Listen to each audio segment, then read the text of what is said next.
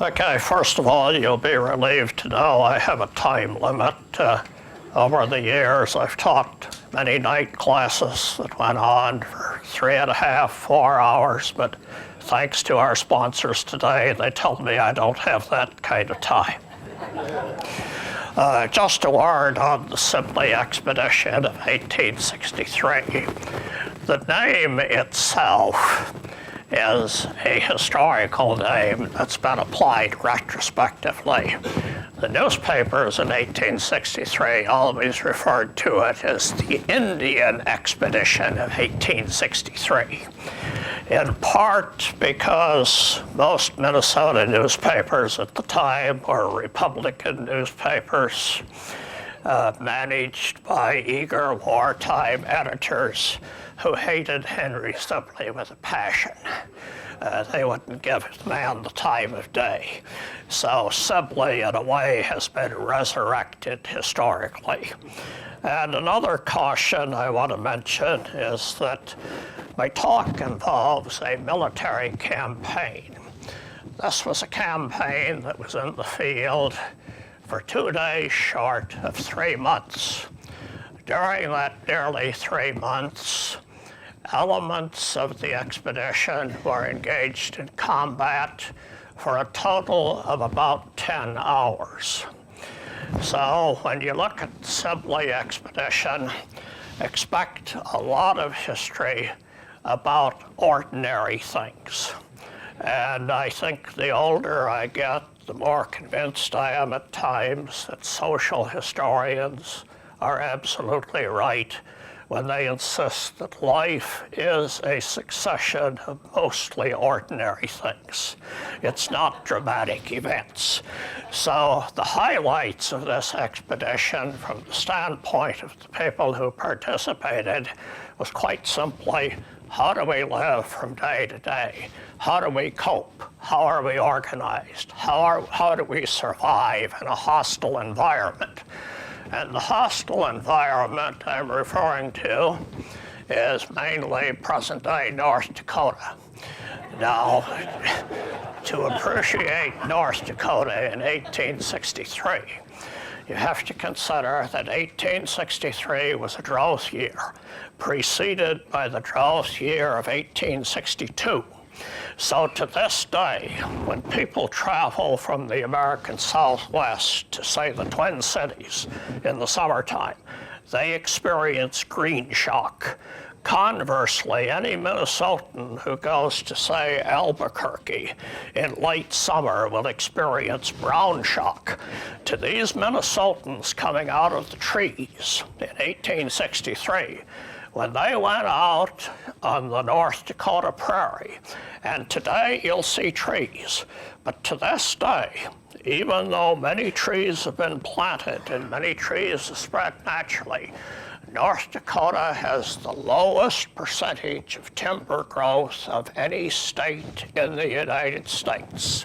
So there is something to the old gag that the telephone pole is the state tree of North Dakota. So what these people experienced was a drought year. They also experienced a notoriously hot year. Now, they apparently carried a lot of old mercury thermometers, and by their reckonings, they quite often measured temperatures of 110 degrees in the shade. They always emphasize that. It was 110 in the shade. Of course, they weren't in the shade most of the time. Now, as for the expedition itself, by way of background, after the Dakota War of 1862, Minnesota, quite frankly, was in a state of shock. Today, the people who have specialized in the war reckon that approximately 600 civilians, give or take some either way, were killed in August and September of 1862. If you look at newspapers at the time, the governor of Minnesota, who had quite a tendency to use exaggerated round figures, always spoke of 1,000 being killed. Some newspaper reports were 1,200 being killed. Now, historians have established that prior to the war, the total number of Dakota Indians, and this is including women and children, was approximately 6,300. If you look at newspapers over the winter of 1862-63, I would never blame anyone for thinking that a latter-day Genghis Khan and the Golden Horde was somewhere off there west of Big Stone Lake, ready to invade Minnesota. The impression was that there were thousands of hostiles at Minnesota's doorstep. So, Minnesotans were afraid. They were scared. They were panicked about another war in 1863. These Indians were going to invade Minnesota from the west. Well, how do you prevent this presumed invasion of Indians? You strike first by organizing a force. So the governor of Minnesota, and let me say about the governor, Alexander Ramsey, he was a firm supporter of the war, but he also recognized that every federal dollar you could get spent in Minnesota was going to help the Minnesota economy that was still reeling from the panic of 1857. So from Minnesota's standpoint, you want as many troops massed as you possibly can. You want as many quartermaster contracts let as you possibly can. If you think you need 500 beef cattle, what the heck, go for 600. Exaggerate everything.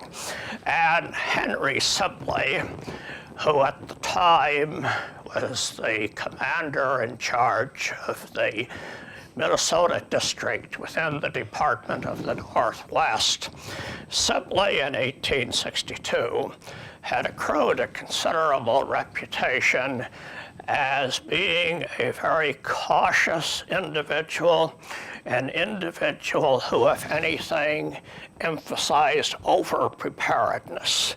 In Sibley's mind, if somebody told him he'd need 1,000 troops, then he'd want more. He never wanted to go into any engagement unless it was certain victory for him. Now, in case of preparation, the federal government, during the Dakota War of 1862, organized a military department of the Northwest. This is Northwest in the old sense. Northwest as in upper Mississippi area. So the Department of the Northwest had districts of Wisconsin, Iowa, Nebraska Territory, Dakota Territory, and Minnesota. To head this newly formed Department of the Northwest, the federal government named Major General John Pope. Now, some of you recognize this name as the name of a county in Minnesota, in the Glenwood area. The county was named after John Pope, not because of the Department of the Northwest. In 1849, when he was a young Army engineer, John Pope participated in an expedition to the Red River Valley, hence the naming of the county. Now, in the case of Pope, before he was assigned to the Department of the Northwest, he had most recently not distinguished himself at the Second Battle of Bull Run. So Pope regarded an assignment to first St. Paul and then Milwaukee, Wisconsin, as sort of being tantamount to the old stories about the Russian generals being banished to Siberia. Pope did not like his situation. He seemed in particular not to like a situation of having to deal with first Henry Sibley, whom he regarded as a political appointee, and indeed he was. Sibley was an old fur trader and the first governor of the state, who was appointed to lead the forces largely because it was believed that he had skills as an Indian negotiator. not a fighter, but someone who could talk to the Sioux. Now, the other military commander of note in 1863, Alfred Sully, had likewise been at the Second Battle of Bull Run, and Sully and Pope seemed to have come out of the battle with open contempt for each other. So Sully was named to lead the western wing of the expedition. Now, from a standpoint of grand strategy, Pope knew this. He knew that thousands of Minnesotans, and for what it's worth, in 1863, the Minnesota population would have been approximately 200,000. He knew that collectively, Minnesotans feared an Indian invasion. So he somewhat reluctantly agreed to the idea that we'll build up a large army in Minnesota, not because it was needed, but to reassure the public of Minnesota that something was being done. He saw this as politically important. Now, at the same time, he and the federal government were actually of the opinion that the real problem was not on Minnesota's frontier, it was on the Missouri River, because gold had been discovered in Montana, and the access to the Montana gold mines was the Missouri River.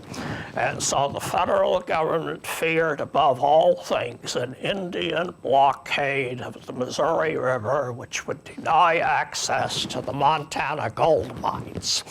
So Pope developed a grand strategy, a pincer movement, an army sent overland from Minnesota, another army sent up the Missouri River. Now, anytime a mission like that is developed, certain presuppositions have to come into place. The Missouri River usually rose dramatically in June, when the snow in the Rockies melted. Except in 1862-63, there wasn't any snow in the Rockies, so the river didn't rise in June. Well, no one knew this. So Sully's army lolled around Sioux City, Iowa, waiting for the river to rise. So Sibley was in the field for 4 days before Sully's army even moved. And then Sully reluctantly moved a couple of 100 miles and waited again for the river to rise. So as far as this pincer movement was concerned, Sibley was making assumptions that as he went west, he would drive the Indians towards the Missouri. As he drove them toward the Missouri, Sully would be on the other end, and they'd catch the Indians in between, smash them, and take hundreds of prisoners. There was no communication between the armies, and consequently, if anything, this made Sibley more cautious.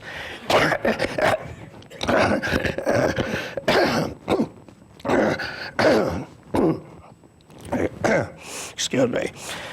Sibley believed that he was actually achieving his goal any time he forced the Indians to the west, because it was not necessarily to engage them, but simply to move them toward the Missouri, where Sully would intercept them.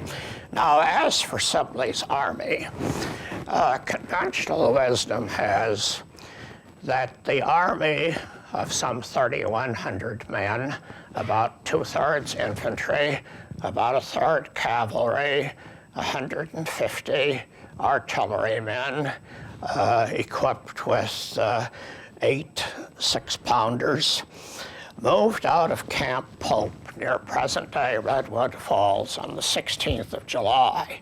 That's the date the expedition set out. Some of those men who assembled at Camp Pope started arriving there in late April. They were pulled in from settler posts, some of them from the St. Cloud area, some of them from the Fairmont area.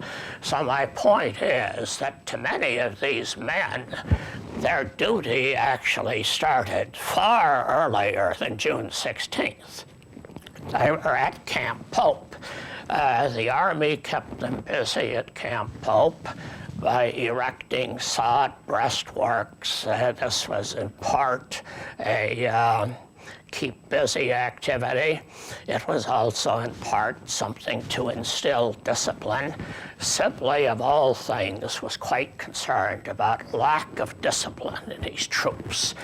He regarded them somewhat of a rabble in arms, that he was uncertain how they would act in a stressful situation.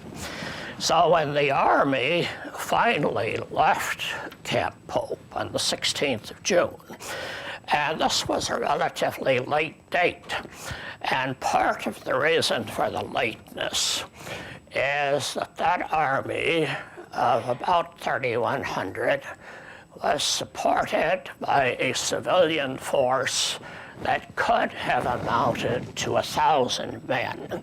The Army counted its own men.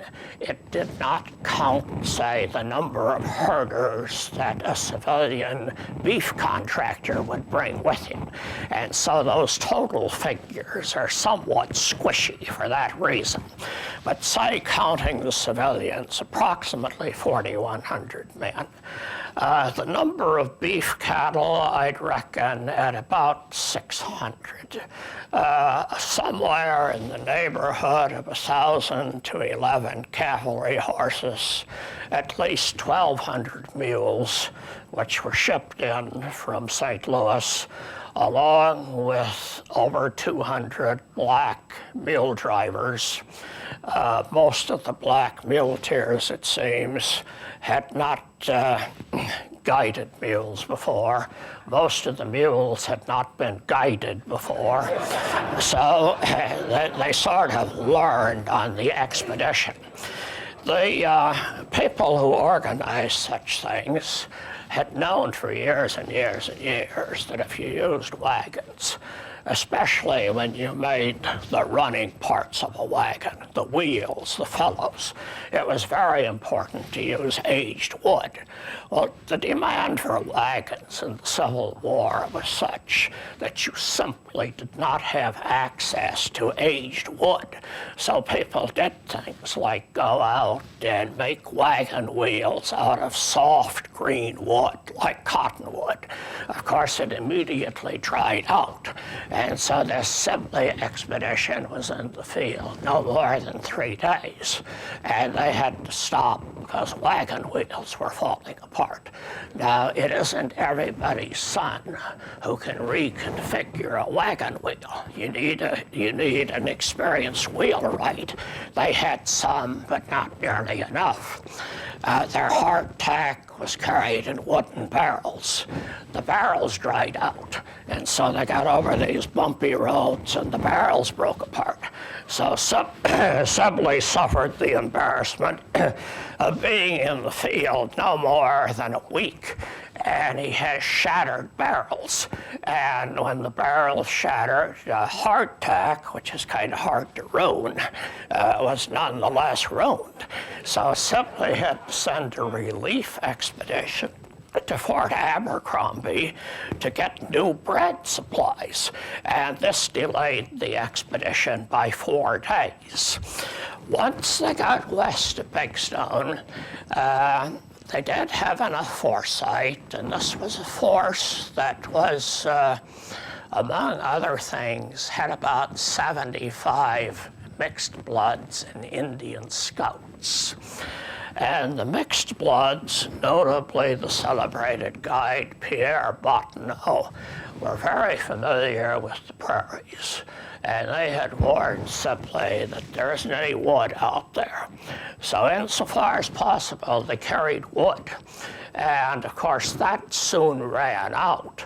And then after they ran out of wood, except for certain streams like the Cheyenne River, the James River, sometimes along lakes you might find trees. There generally was not access to wood. And so they had to rely on buffalo chips. One of the cavalrymen who was along left an interesting memoir of how they tried to make a sport out of it. He said when they stopped, the cavalrymen would ride out and take their sabers and stoop down out of the saddle and impale a buffalo chip.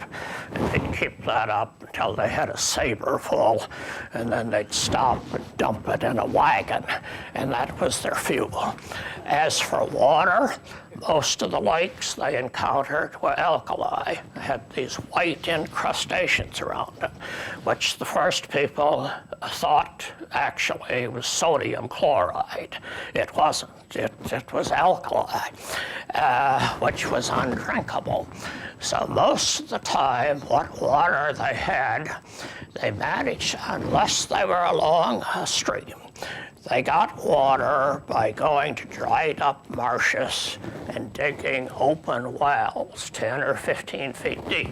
And then they'd find underneath the crusted mud top of the marsh there'd be water at that level. I didn't find any record of them closing the wells up the next day, so this must have left a hazard for someone. So that's part of their daily life, in part because of the heat. Reveille was usually sounded about 2 a.m. The expedition would try to get underway as soon as there was light enough to do so. And given the time of year and of course the time, sunrise in the latitude of area west of Big Stone would have been in the neighborhood of 4:10 to about 4:30, so they could get a relatively early start. Then they'd march usually until about noon, and then stop up shortly after noon. And quite often they'd stop where they found a place where there was a camp for the night. So if you look at this total expedition, the daily rate of progress was about 11 to 12 miles a day. And part of the reason for that was that because of the fear of Indians stampeding the cattle, they didn't dare graze the cattle at night. So they'd have to stop early enough in the day for the cattle to graze. In a way, the cavalrymen were somewhat jealous of the infantry, because when the infantrymen stopped, usually they'd have the duty of cutting sod to erect some sort of low parapets around the camp, but the cavalrymen had to take care of their horses. And sometimes that entailed, well, it always entailed grazing the horse if there was enough forage nearby. And in other instances, they'd roam fairly far afield and actually cut grass and bring it back in the camp so their animals could eat overnight. So this is some of their daily activity. Now, as Sibley proceeded, the information he had is that the Indians were likely to be massed around, that first picture is Sibley in uniform at about age 52. This is a map of the territory that we're looking at here. So if you could pick up, right here is Fort Ridgely, to its west, Camp Pope. Present-day Redwood Falls would be right here. These landmarks here are Lake Traverse and Lake Big Stone, and so then the route of the expedition was generally up along the Cheyenne River to a camp in this area 40 miles southeast of Devil's Lake. Sibley's information was that the Indians were massed at Devil's Lake. Now, as it turned out, as he approached what came to be Camp Atchison, he received intelligence from mixed blood buffalo hunters that the Indians had withdrawn from the west, and consequently he should not proceed to Devil's Lake. So at this point, after marching some 300 miles over the course of a month, he established what became more or less a permanent camp. Sibley, this particular camp was named Camp Atchison. It's the only camp that lasted really longer than a day. It actually lasted for about 3 weeks. And so when you look at the name, you'd think, well, since it was so long lasting, it must have something significant about it. Actually not. Sibley hit on the stratagem of naming the camps in descending order after the surnames of his officers. So he started out from Camp Pope, and then the next day he had a camp named after a colonel, then the next day after another colonel. So after 30 days, he's down to a ordnance officer, Captain Charles Atchison. So it was Atchison's turn to have a camp named after him. So at this point, Sibley decided he had a number of people who were sick from the water and various other maladies that he referred to as convalescents. He struck down his force by about 1,000 men, left roughly 1,000 men at Camp Atchison, and then proceeded with a somewhat lighter force of roughly 2,000 men to the west and the south. Now, this is going to carry you, present-day Bismarck would be about right here. So where they ended up in the Missouri River was 10 miles southeast of Bismarck. This line in here, where the 3 battles were fought, is quite close to I-94, about 50 to 75 miles east of present-day Bismarck. So the interstate highway would be right in here today. Now, as for after leaving Fort Atchison, the country became yet more barren. Sibley, who could be quite poetic when he put his mind to it, made the observation that if the devil returned to Earth, he was certain that it was this area in North Dakota that he'd go to, because it was the most desirable place on Earth. Sibley had scouts. As he well realized, the Indians also had scouts. And so as Sibley's army was moving west, there were Indian scouts on its flanks, usually at about a range of about 400 to 500 miles. Now, for some inexplicable reason that I cannot fathom, even though they were aware that there were Indian scouts and hostiles ahead of them, some of Sibley's men, including some of his own officers, decided to entertain themselves by going off on the side and hunting. There were various things to shoot at.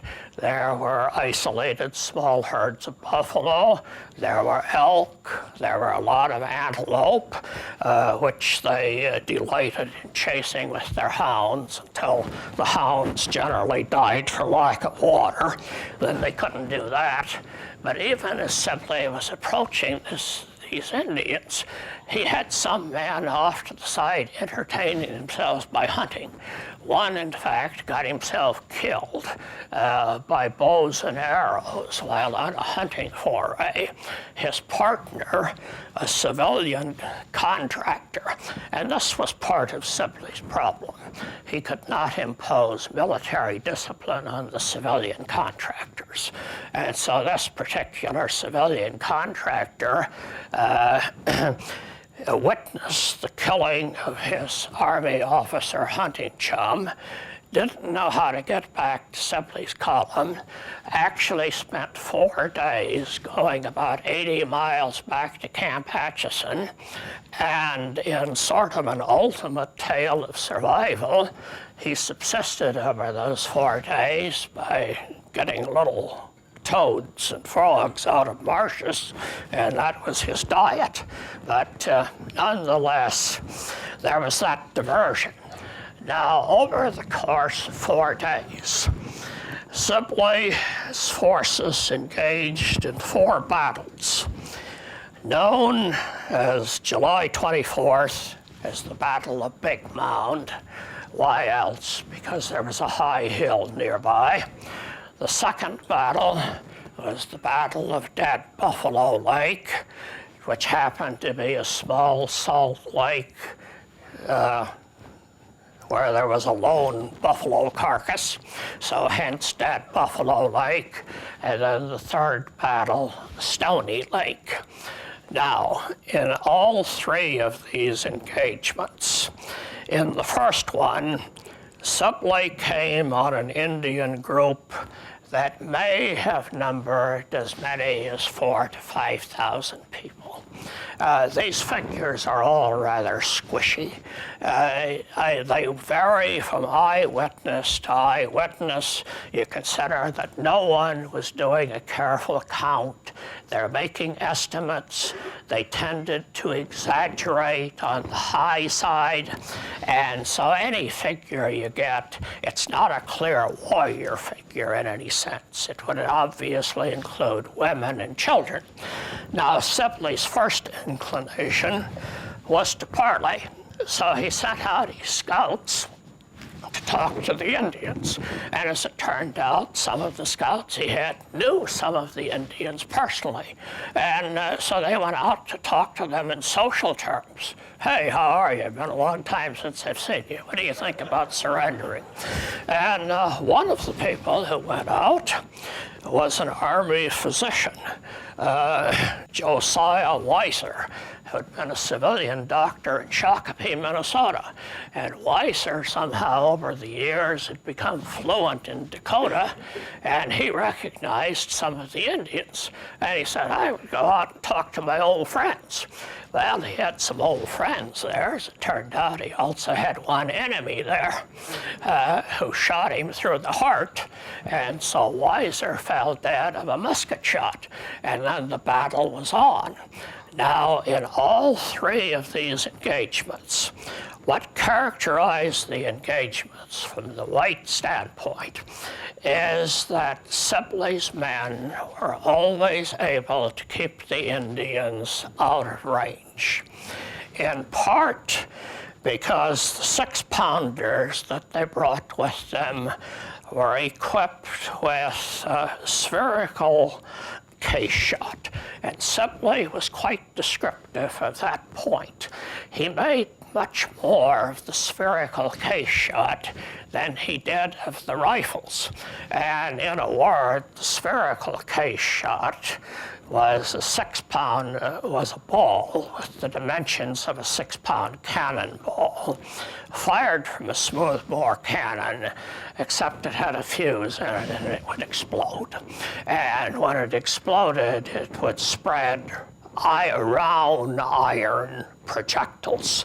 Now, later, these projectiles came to be known after their British inventor, shrapnel. So over time, shrapnel came to mean any metal projection from anything, including hand grenades.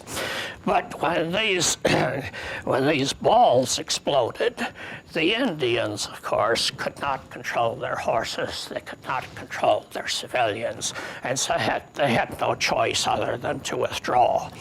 Now, Sibley's officers generally testified later that the Indians they encountered, generally speaking, were underarmed.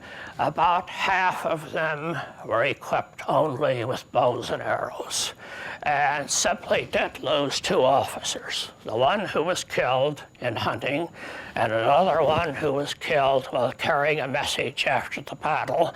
And in both instances, those officers were killed with bows and arrows. So the other half of the Indians who didn't have bows and arrows, for the most part, had smoothbore muskets. And by Sibley's account, the smoothbore musket was ineffective at anything beyond 100 yards. So the troops knew from the start, if they didn't let the Indians get within 100 yards, the Indians really couldn't do much. The soldiers, on the other hand, had rifles generally capable of a 200 to 300 yard range. So the whole tactic was to keep the Indians at bay with the artillery. As a result, during the 3 battles, Sibley estimated, and this is strictly an estimate, that the Indian loss was 120 to 150 killed, to say nothing of countless supplies that were ruined, pemmican, various cooking utensils, buffalo robes, and the like. So the Indians were put in rout. Sibley reached the Missouri River, anticipating that Sully was close at hand. Actually, Sully was still in camp near present-day Pierce, South Dakota. And so Sibley stayed there for 2 days, firing cannon in the daytime and rockets at night, hoping to attract Sully. The Indians, meantime, escaped west across the Missouri River. Now, just a word on who these Indians were. There is absolutely no evidence that Sibley encountered any Indians who had participated in the Indian War in Minnesota. He did encounter some Indians from Minnesota, but these were generally Sisseton and Wahpeton, who were more interested in fleeing than they were in fighting. They fled out of Minnesota in the first place. In 1863, when the battle started, they said, "We want nothing to do with this." They split off from the other groups and went on into Canada. So most of the Indians that Sibley fought were either Middle Sioux or Western Sioux. In the second battle, there was a young chief that absolutely amazed the white soldiers, because during the heat of the battle, he mounted a horse, rode through the white ranks to the corral where the mules were kept, touched one of the muleteers with a coup stick, grabbed a mule, and rode off. This person was later identified as Sitting Bull. That was Sitting Bull's first great extinction.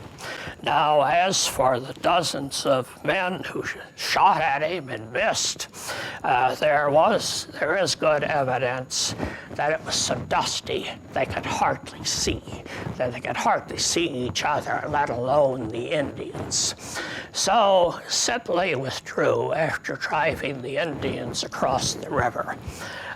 Sully, for his part, did march up the Missouri, did learn from Indians that Sibley had been there, and that as soon as Sibley started back east on the 1st of August, the Indians immediately recrossed the Missouri and started moving southeast. So Sully picked up an Indian trail. This picture, which I should have shown earlier, gives you some idea of what several hundred wagons will look like when they're amassed in a group. And this is the bottom picture is of ambulances.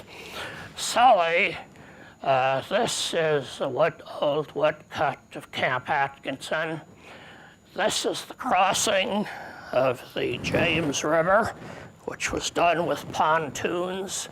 And here is a picture of a pontoon bridge. And Sibley did carry pontoon equipment with him. And that record shows in the newspaper accounts prior to the outset of the expedition. This is a view of Sibley, ostensibly, on Big Mound. And here in the distance, the Dakota retreating to the west. And the last view is a pictograph done by Dakota Lakota after the Battle of Whitestone Hill. And of course, if you look at it and you look at the fallen soldiers on the ground, the Indian portrayal of the battle was considerably different than Sully's portrayal. So in sum, did this expedition accomplish its mission? In a word, no. It did not crush the Dakota Indians. It did not even fight the right Dakota Indians. By engaging the Yanktonais and the Western Sioux, if anything, it intensified the hostilities of those tribes. And you know what this is going to lead to? Ultimately, Little Bighorn, George Custer, because these are the same Indians we're concerned with in the Western theater. So for most of the people who were engaged in the expedition, for most of these men, it was the great experience of their lifetime. And it was the experience of their lifetime, not so much because of the battles they fought, but simply the daily life they went through. And consider that out of the roughly 3,100 troops, approximately 1,000 of them did not participate in the fighting part. They were at Camp Atkinson. When the expedition returned and it reached Fort Snelling on September 13th, or I should say remnants of it reached Fort Snelling. On the return, Sibley sent about 400 men south through the James River Valley to conduct a sweep of the river valley. So some of the men returned this way. They came down like this and then back to Fort Ridgely like that, about 400 of them. West of Fort Abercrombie, Sibley sent another 400 overland to Fort Ripley, about here. When he was within 3 days of Fort Snelling, he met a treaty-making party led by then United States Senator Alexander Ramsey that was on its way to Red Lake River to negotiate with the Chippewa. And Ramsey prevailed on Sibley to give him 200 troops as a guard. And these troops were not at all thrilled to be told, guess what, you're not going back to Fort Snelling. I'm sending you off with the senator here so you can be out in the field for another 3 months while he negotiates an Indian treaty. So my suggestion is, not all of them had the same experience. But I think the most amazing thing to these people who experienced it is that consider they were out there for a relatively short time in a drought year. And the human body can be accustomed to only so much. Like, try to convince anyone in Minnesota last week that there is global warming.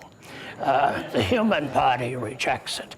It's a little bit like the old song, Rainy Night in Georgia, must be raining all over the world.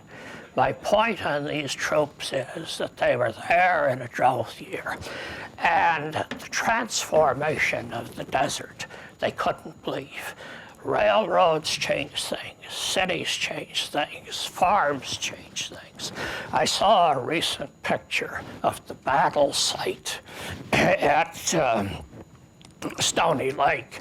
It was taken in August. It's a sunflower field. And that whole area in North Dakota, east of the Missouri, is generally speaking an agricultural area. You could never have convinced anyone of that in 1863. So I think in part remember the expedition mainly because of its social impacts. No one, as near as I can tell, has ever tried to reckon up what importance it had on the Minnesota economy. But it was considerable. If you take into account the reimbursement for the soldiers alone, and then the many contractors who were involved, this was very important to Minnesota's wartime economy. Well, thank you very much for your attention.